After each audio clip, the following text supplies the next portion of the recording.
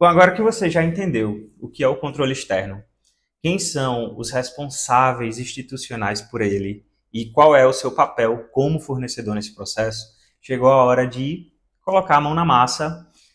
Nessa aula eu vou apresentar para vocês as principais ferramentas que a gente utiliza no dia a dia, pode utilizar no dia a dia se a gente perceber algo errado ou suspeito em uma licitação. São ferramentas simples, acessíveis, previstas em lei que funcionam de verdade.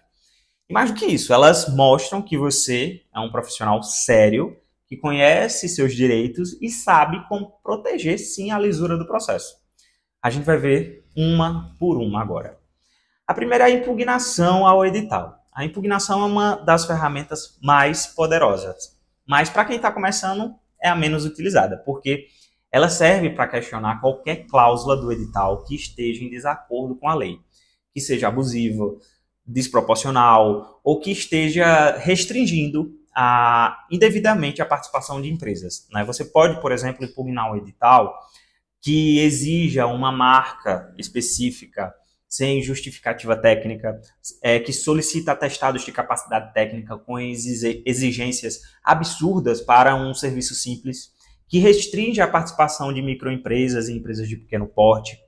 Então, a base legal para impugnação é o artigo 164 da Lei de Licitações. E, se for constatado erro, o órgão deve corrigir o edital antes da disputa. Como é que você pode fazer uma impugnação? Você deve redigir de forma clara, objetiva, fundamentar com base na legislação. Você tem que usar os princípios e os artigos da 14133. Você deve enviar por e-mail indicado no edital ou deve protocolar no sistema, ou até mesmo pessoalmente. O prazo é de 3 dias úteis antes da abertura da sessão pública.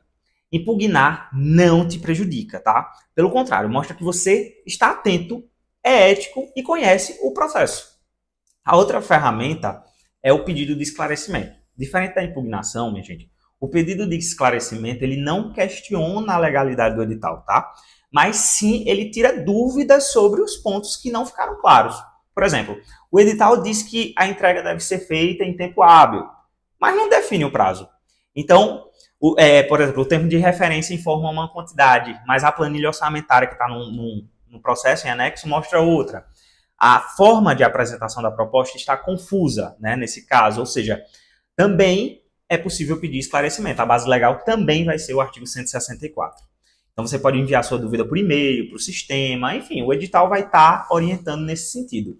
Seja sempre claro, guarde a resposta da administração, porque ela tem um valor oficial, tá? Isso te protege contra surpresas e também pode corrigir falhas que afetariam toda a disputa. E aí você pode precisar também dessa resposta para lá na frente, pensando lá na frente, de não conseguir realmente resolver ali utilizando essas ferramentas, tá, de controle, numa possível denúncia junto aos tribunais de contas, tá?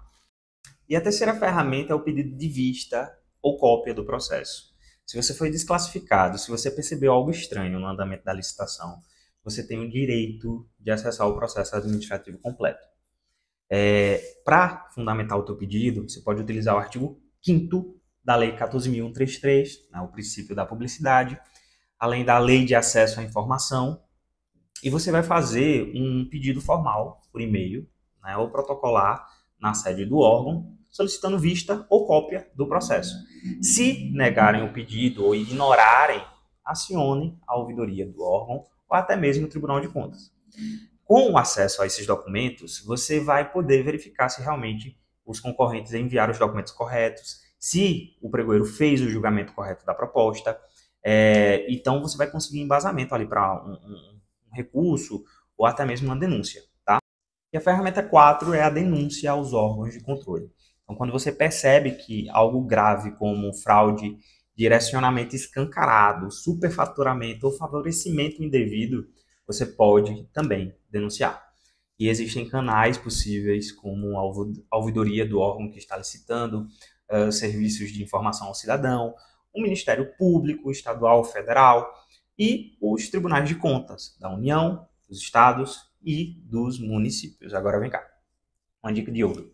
documente tudo. Salve o edital, prints de tela, gravações, e-mails, tudo que você puder comprovar a irregularidade, né? Uma denúncia bem feita, fundamentada, com provas e também bom senso, pode suspender uma licitação. Evitar o desperdício do dinheiro público e valorizar quem está fazendo o certo.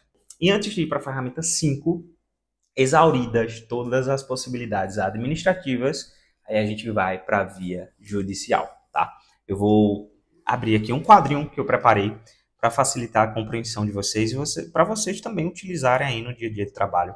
Para quando acontecer alguma irregularidade, vocês estiverem diante de alguma irregularidade, acesse esse quadrinho aqui e tenta relembrar dessa aula que a gente teve sobre as ferramentas administrativas para a gente exercer o controle externo. Então, são elas: impugnação ao edital, pedido de esclarecimento, vista ao processo e a denúncia. Nenhuma delas funciona. Não conseguiu o resultado esperado para você. Vamos para a via judicial. E os principais caminhos na via judicial, a gente tem o mandado de segurança, que é quando há uma ilegalidade clara, como a sua exclusão injustificada da disputa. Mas você precisa ser rápido, porque protege direito líquido e certo, tá? A gente tem também a possibilidade de uma ação anulatória para anular total ou parcialmente uma licitação com vícios graves, né? E essa ação anulatória ela pode ser proposta mesmo após a finalização da disputa. A gente também tem a tutela cautelar ou antecipada para suspender imediatamente uma licitação ou impedir a assinatura do contrato. A gente também tem a representação ao Ministério Público ou Tribunal de Contas, que é quando há uma suspeita de fraude, superfaturamento ou outra ilegalidade grave. Mas é importante ressaltar que a via judicial ela deve ser usada com muita responsabilidade.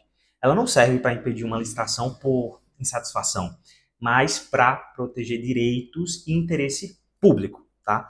Eu vou estar disponibilizando nessa aula esse material, esse quadrinho que eu preparei aqui para vocês, demonstrando as ferramentas administrativas e também as ferramentas judiciais para vocês utilizarem aí no dia a dia de trabalho, quando estiverem diante de alguma situação irregular numa licitação, relembrarem aí as possibilidades que vocês têm na mão.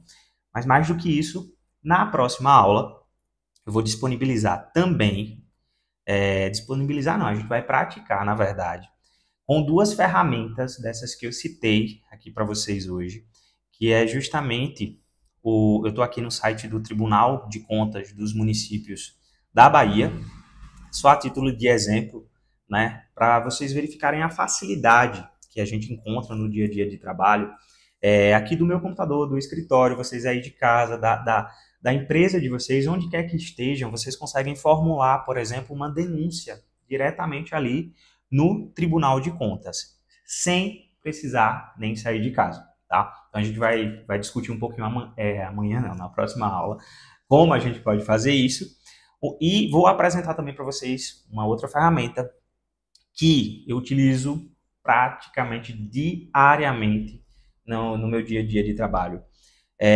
que é o Portal Nacional de Contratações Públicas, um presente, eu costumo dizer que foi um presente que a nova lei de licitações nos deu, porque ela trouxe a obrigatoriedade e a criação desse portal, onde, entre outras funções do portal, existe um campo específico onde ele guarda todas as informações de uma maneira prática para a gente acessar todas as contratações do Brasil inteiro. Então, todos os órgãos, prefeituras, enfim, todos os órgãos precisam disponibilizar todo o material, todos os documentos, tanto da fase interna quanto da fase externa das licitações, aqui no Portal de Compras Públicas. E a partir do acesso do Portal de Compras Públicas, a partir do acesso a esse material, a gente também consegue exercer o controle externo. Então, na próxima aula, a gente vai entender e vai praticar, tá certo? Vamos sair daí, vai tomar um cafezinho, uma aguinha. Eu vou fazer o mesmo, volto daqui a pouco para a gente continuar o nosso curso.